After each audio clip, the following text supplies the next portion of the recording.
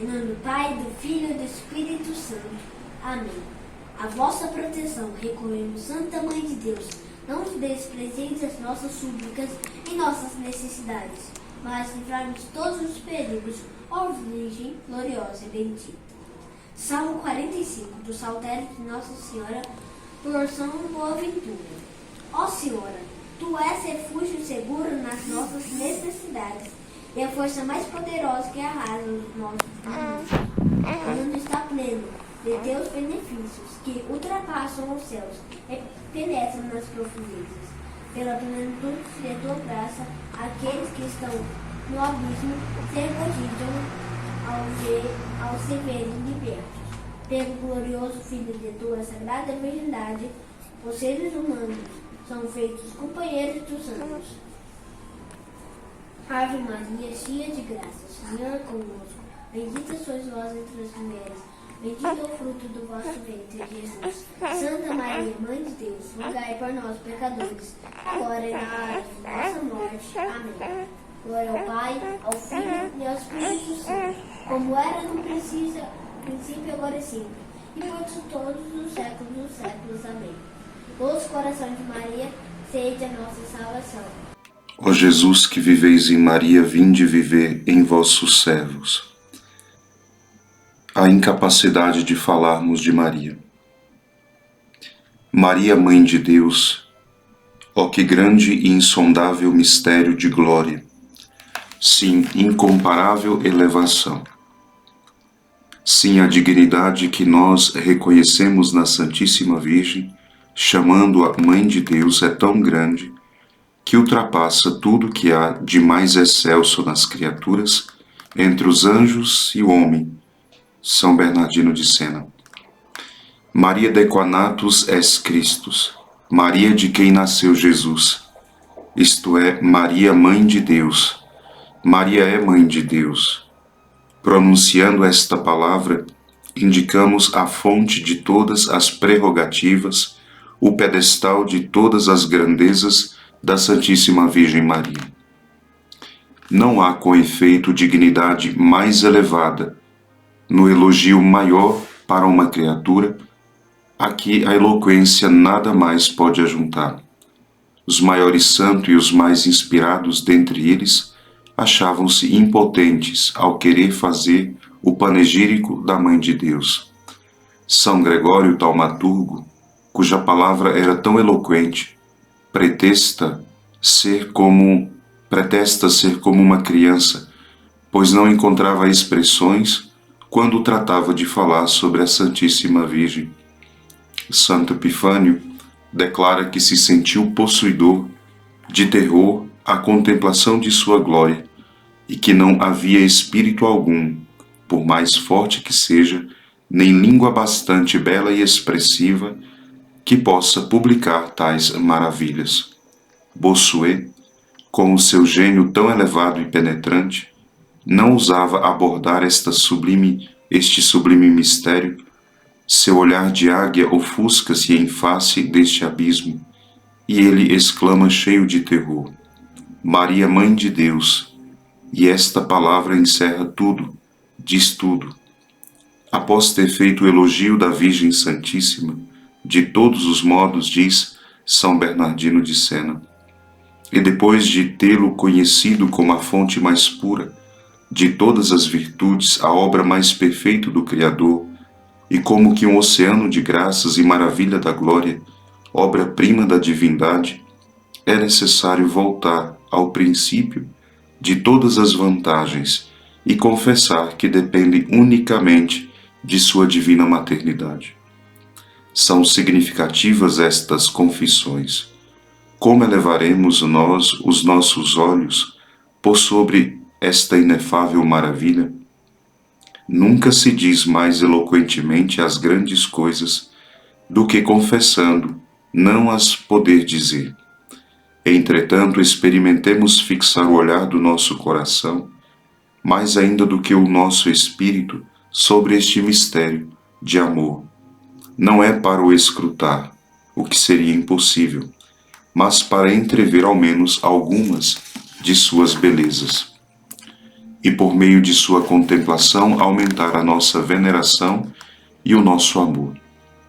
Primeiramente, confessemos com São Bernardino que a maternidade divina, segundo o Espírito e segundo a carne, é uma divina dignidade e uma perfeição que ultrapassa infinitamente, pelos seus méritos, tudo que o homem pode dizer, tudo que mais elevado o serafim possa imaginar, abaixo do homem-deus, cuja grandeza é incomensurável.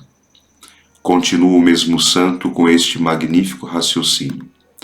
Quando a caridade gratuita de Deus, diz ele, escolhe uma alma para elevá-la a um estado sublime, concede-lhe todas as graças em proporção à sublimidade e à natureza deste estado.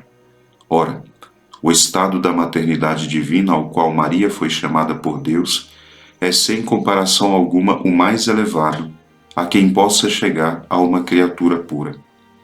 Portanto, a caridade do Onipotente, penetrando até ao mais íntimo do coração de Maria e dela obtendo seu consentimento na execução do maior dos mistérios, deificou aquela em quem operou, pela comunicação de uma perfeição e de uma caridade proporcionadas à caridade de Deus, que a escolhia e que nela realizou este prodígio. Com efeito, é preciso dizer, diz um piedoso autor, que Deus Pai e a Mãe de Deus amem a Deus Filho com o mesmo amor e o mais possível. Tão alta é esta participação da divindade, e tão estreita esta união, que acima da incomparável Virgem não se encontra senão em Deus. E quando se desce de Deus à criatura, em primeiro lugar, encontramos Maria. Os limites do império da Mãe de Deus, segundo o anjo das escolas, tocam tão de perto quanto possível as fronteiras da divindade. Entre Deus Pai e a Mãe do Verbo existe uma afinidade especial, diz ele ainda. A paternidade de Deus Pai e a maternidade da Virgem Mãe parecem-se, avizinham-se muito e são tão estreitamente ligadas que uma toca a outra. A contemplação desta inconcebível grandeza arranca a São Bernardino de Sena, apaixonado servo de Maria, uma reflexão tão acertada quão sublime. Tão grandes são os transportes de admiração deste homem, que lhe parece esquecer-se a si próprio, tão ousadas são as palavras que lhe escapam. Dirigindo-se à Santíssima Virgem, ele o faz nestes termos: Ó Virgem de Israel, como ousareis vós consentir em vos tornardes Mãe de Deus? Como permitireis vós em serdes elevada a um grau quase infinito de honra? Vós que sois tão modesta, vós, a rainha da humildade, suportareis ser honrada com uma dignidade tão eminente que unicamente acima de vós estará o próprio Deus? Saul, sagrado pelo profeta Samuel e conhecedor da vontade do céu, conserva-se oculto em casa de seu pai, donde é preciso tirá-lo à força para o proclamar rei de Israel. Permitireis então mais facilmente ainda, vós que sois tão modesta, vós que vos façam não somente a rainha dos serafins, mas a Mãe de Deus, o que ultrapassa a todas as nossas concepções. Eis que o anjo do Senhor vos anuncia uma grande nova. Vós sereis a Mãe do Verbo na terra, como Deus é seu Pai na eternidade. Perdão, ó Virgem Santa, não se turbam os vossos ouvidos? Não se ofuscam os vossos olhos? Não vos abandonam as vossas forças? Eis a escrava do Senhor, dizeis vós. Que ousadia! Que me seja feito segundo a vossa palavra, acrescenta a vós. Que consentimento surpreendente! Não freme o vosso coração ao ver cair sobre o vosso nada, como que uma incomensurável montanha, a imensidade da divindade, que vai esmagar a fraqueza de uma jovem de 14 anos. Quando o príncipe dos anjos ousou revoltar-se contra a encarnação futura do Filho de Deus, o Todo-Poderoso esmagou a temeridade deste espírito orgulhoso que pretendia igualar ao seu soberano Não tendes receio, ó Virgem, que o Padre Eterno não vos veja consentir de boa vontade na maternidade daquela cuja paternidade lhe pertence exclusivamente? Ele é o Pai sem igual, e vós quereis ser a Mãe sem igual, e assim tornar-vos sobre a terra o que Ele é na eternidade.